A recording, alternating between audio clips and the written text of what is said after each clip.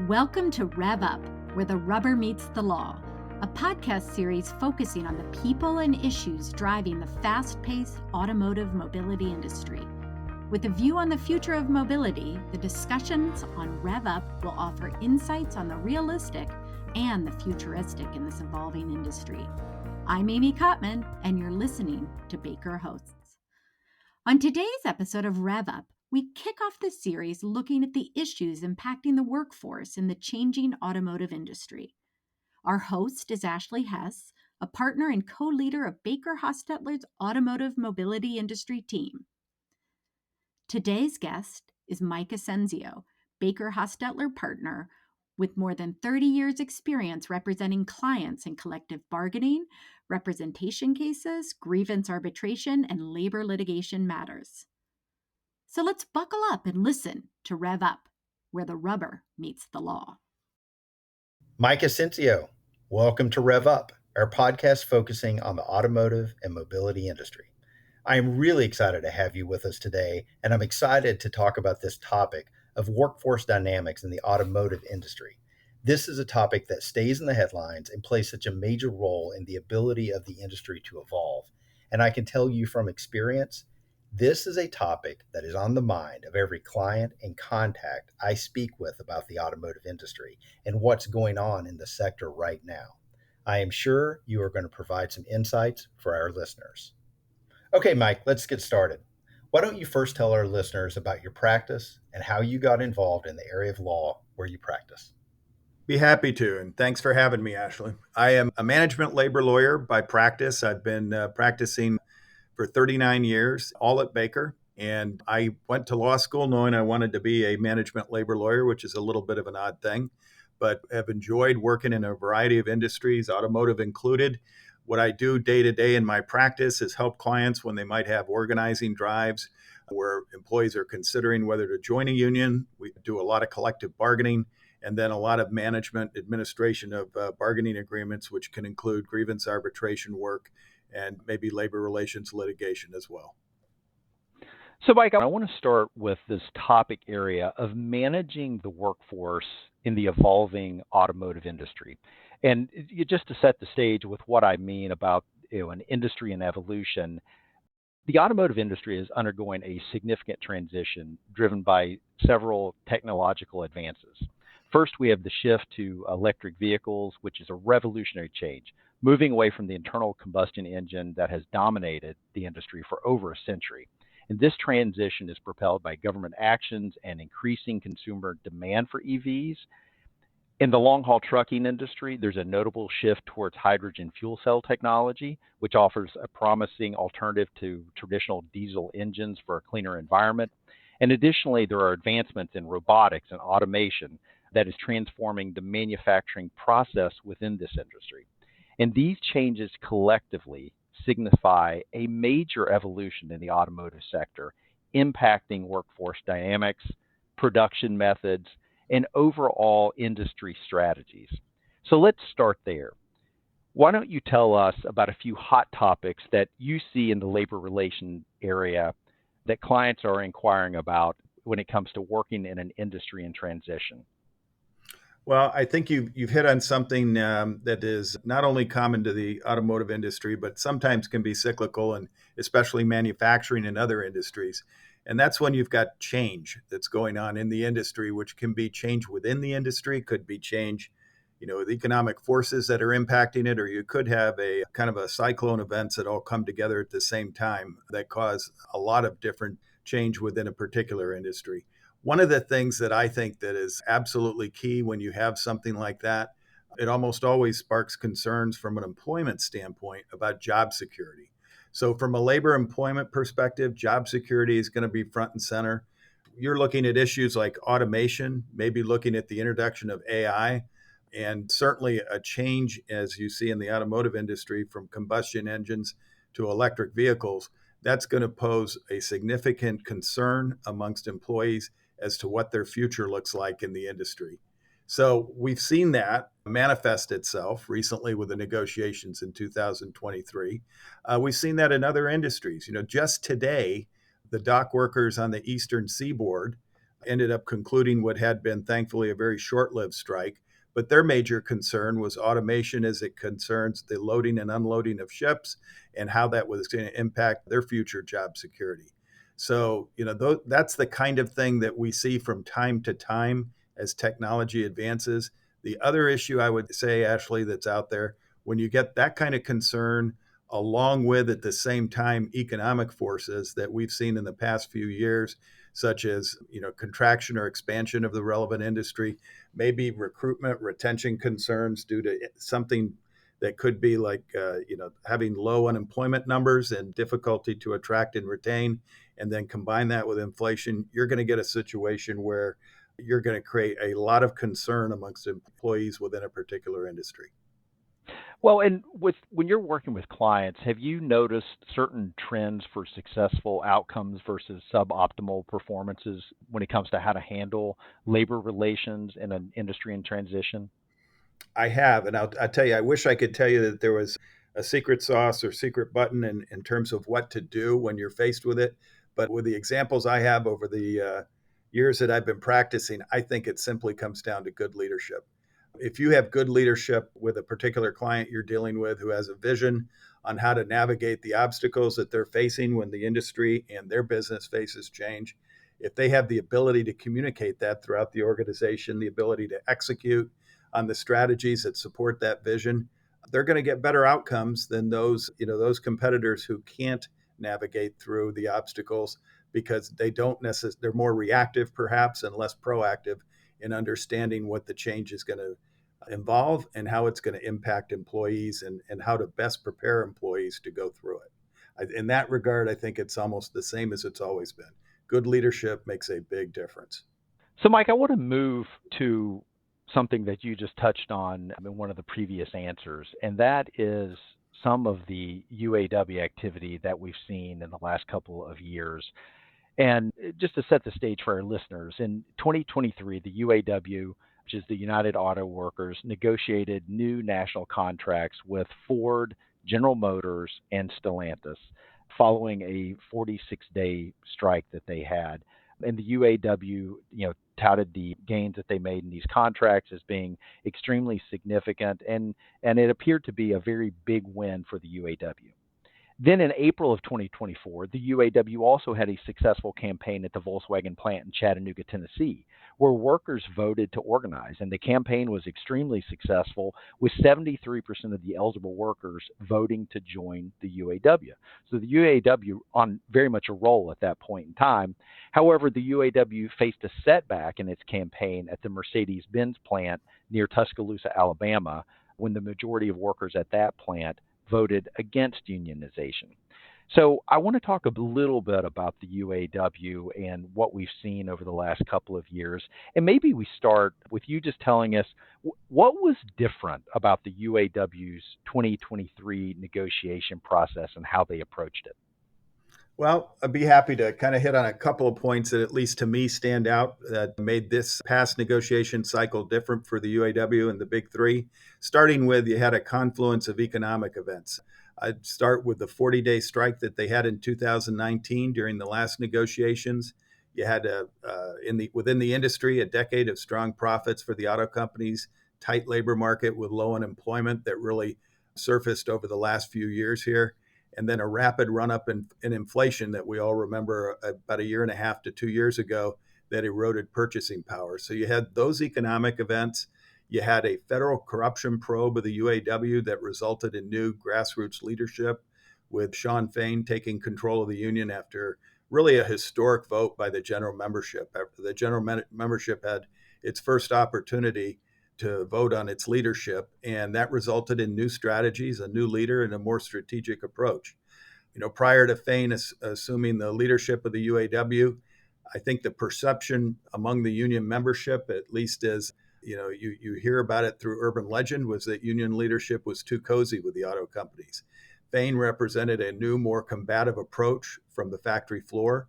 A good example is when they kicked off negotiations this last go around in 23, they didn't do the traditional handshakes with the CEOs and the photo ops that they typically do at the opening of the negotiations. Instead, Fain went to the factory floor and did handshakes with members and made it very clear that they were there to do business. And I think this change in approach, was something that he wanted to signal loud and clear as they kicked off bargaining this last go around. Yeah, those are some great points. And let's talk a bit about the differing tactics that the UAW used in this effort, because it was different from what we had seen in the past. Maybe you could shed some light on that. Yeah, historically, really from the days of Walter Reuther forward, what the UAW had done was engage in pattern bargaining. And what they would do is select a lead or target employer from the big three, previously the big four, and bargain with that employer first, strike the deal that they were seeking with that employer. At least that's what the strategy was. And then try and take that deal and in pattern bargaining, negotiate it with the remaining automotive companies. This time, they made very clear that they designated the big three as a whole as their target employer. They also prepared a very, very aggressive wish list going into bargaining with some very large demands. Significantly, got a lot of media attention, was the demand for a 40% wage increase over 4 years. And finally, and I think this is equally important, they really embraced the strike option. They were able and willing to fully employ strike action to support their position at the table.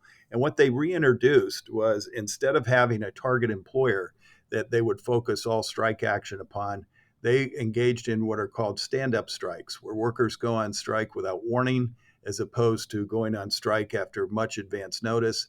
And they were willing to target key plants and willing to target large plants, even such as the Rouge plant in Detroit. So those strategies coming together, very aggressive, very different. And given the fact that Fain did not assume leadership of the UAW until just before they were ready to kick off negotiations, I think made it a very difficult proposition for the automotive companies to really react to it and analyze it. They had to go on the fly in dealing with them as a result. Yeah. And what were the UAW's main concerns when negotiating with the Detroit Three this time? Well, their main objectives, first and foremost, with the UAW, it's always going to be wages, and that's typical of any collective bargaining situation. They were seeking 40% increase over a 4-year agreement. Included in that, they wanted to eliminate tiered wages, which had been introduced about 15, 20 years before. And they're also looking for restoration of COLA. And that obviously a response to the inflation that had occurred within the economy over the past couple of years. Secondly, they were looking for restoration of benefits. Principal among that was the restoration of a defined benefit plan that had been shut down except for employees that were very senior in nature. And then they were looking as well for securing coverage of all their EV operations under their main contracts, which from their standpoint would provide additional job security for the employees that were working on EV operations. And then finally, they were looking for some work-life improvements. Significantly, they wanted to move to a 4-day work week. Although they had many objectives, at least in my mind, those were the major ones that they were seeking. Well, and let's give them a grade. How did it turn out? What was the outcome? And was the UAW successful? Well, if you look at immediate reactions, I think a lot of the media coverage gave them an A, made it seem as if they achieved all their goals at the table. That rarely, if ever, occurs. I would say, as usual, it's a mixed bag. I think from their perspective, the membership was very happy. They did achieve a 25% increase over 4 years, which is a very strong increase and comparable to what you see in different industries, at least now in collective bargaining, following the economic stressors that we've been under for the last several years. Tiered pay was now eliminated, but it was limited. They reduced the years that it takes to catch up from starting pay to the full senior level pay that exists. And you have to, I think, view this agreement in context and over time. One of the things that's important with wages in the automotive industry is for the past 20 years, they've had a lot of lump sum payments in lieu of wage increases and fairly conservative percentage increases across the board when they've occurred. As a result, you do tend to see in this industry certain negotiation cycles will have large increases that kind of make up for the fact that they may have had lump sums over time. And this is certainly one of those cycles where that occurred. They didn't get the defined benefit plan that they were looking for and didn't get any expansion of that. And they didn't move to a 4-day work week as they were seeking. So I think, from a wage perspective, probably would have to say it was successful. Some of the other things are probably more nuanced in terms of what they achieved in the agreement. And, not as successful in those areas, and it certainly wasn't as reported as wages were in the media. Yeah. Well, following that outcome with the Detroit 3, the UAW next had a success when there was a vote to organize at the Volkswagen plant in Chattanooga, Tennessee. Why don't you put that successful organization in context for our listeners as well? Yeah, that to me is a simple matter of timing. Whoever was going to be first up after the UAW completed negotiations with the big three and got the very favorable press it did about the wage increases it was able to achieve, I think was going to have a difficult time in dealing with a UAW organizing campaign, even if it's in the South, which has historically been resistant to union organizing. Well, and so that's in March, April of 2024. Then in May of 2024, there was a campaign to organize at the Mercedes-Benz manufacturing plant in Alabama, which was not successful. So what's the difference between Volkswagen in Chattanooga, Tennessee, a month earlier compared to Mercedes-Benz in May of 24? For those of us that do union campaigns and union organizing efforts and pay attention to those as part of our business, there's a big difference between a first time campaign and then repeat campaigns, even when you might have a repeat that's 5 years later. When you have a first time campaign, it is very difficult for a union sometimes to win those. The UAW did achieve 44% vote in favor of unionization, which realistically in a campaign that they're conducting as a first-time effort is probably not a bad result. The fact is, though, Mercedes campaigned really hard prior to this election, as did local politicians in Alabama from the governor down. So I think it would have been a very difficult win for the UAW, probably under any circumstances. Yeah. Well, let's take a step back now that we've talked about these three campaigns, two successful, or one negotiation successful, one campaign successful, one not successful. Give us some context of what you think this will do in terms of how it's going to impact innovation. I mean, does this limit, especially with the Detroit 3, does this limit their ability to innovate and to pivot in such a dynamic industry? I would hope not, and I would think that they have certainly probably taken the precautions in negotiating the language elements of the contracts in such a way that they won't be limited. One of the things that is very interesting is going to be how much freedom do the auto companies have in transitioning to electric vehicles?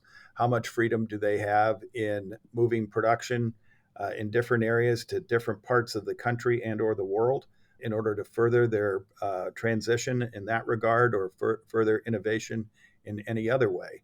And I think that one of the things that historically has been true is the auto companies are they're very careful about maintaining a lot of ability to act unilaterally in that regard. And that's always been a bone of contention with the UAW at the table. But I think that's something that I'm certain they have retained the ability to do that in their contracts. The UAW is going to continue to put a lot of energy in organizing automakers in the South, Tesla suppliers. They're going to make a lot of effort to keep organizing, especially suppliers. And when they hear about something like EV innovation and new methods of production that are going to be created around that, they are going to want to bring those under the fold of their existing contracts. That will be a continued battle with the big three because they're going to want to maintain as much unilateral ability to make change and to manage that transition as possible. Well, let's talk about those auto suppliers. Have automotive suppliers been impacted by the renegotiation with the Detroit 3 or the organization at the Volkswagen plant? They probably are being impacted by the big three and the business changes that are going on there and the negotiations from last year. I'm sure they're being impacted. What happens typically is that when the contracts occur with the big three, there are opportunities for those employers to go ahead and move production to readjust supply arrangements that they may have, supply chains in general. And I'm sure they have negotiated with all of those issues in mind, which is going to typically would result in the amount of work that suppliers see come their way, could increase it or decrease it.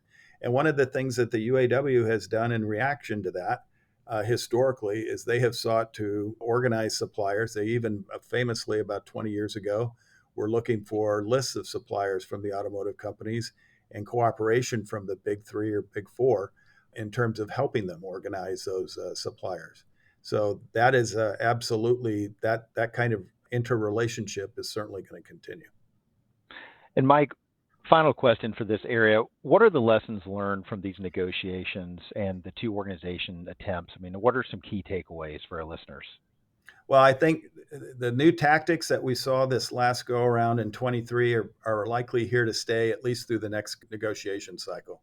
Very aggressive demands, more strike activity. Critical for the UAW is that they take the public perception of success that they had from 2023 and try to organize automakers, as I mentioned, in the South, Tesla, suppliers. This is a opportune moment for them that's going to wane if they don't act on it. The automotive companies, they're going to react as well. They're going to go back and look and identify lessons learned from the last negotiations and try and do what they can to strategize around how they prepare for the next cycle of negotiations in 27 and what types of negotiation strategies they want to implement to try and respond to what they saw from the UAW. It's always a little bit of a chess game as they go cycle to cycle. Mike Asensio, thank you for being a guest on Rev Up, where the rubber meets the law. Thank you, Ashley. Thank you, Ashley and Mike. If you have any questions, their contact information is in the show notes. Thanks for listening to Baker Hosts. We hope you will join us for our next episode, where we will continue discussing the workforce and take a deeper dive on labor and employment issues in M&A transactions. You can check out future episodes of Rev Up by subscribing to Baker Hosts wherever you get your podcasts. Comments heard on Baker Hosts are for informational purposes and should not be construed as legal advice regarding any specific facts or circumstances. Listeners should not act upon the information provided on Baker Hosts without first consulting with a lawyer directly.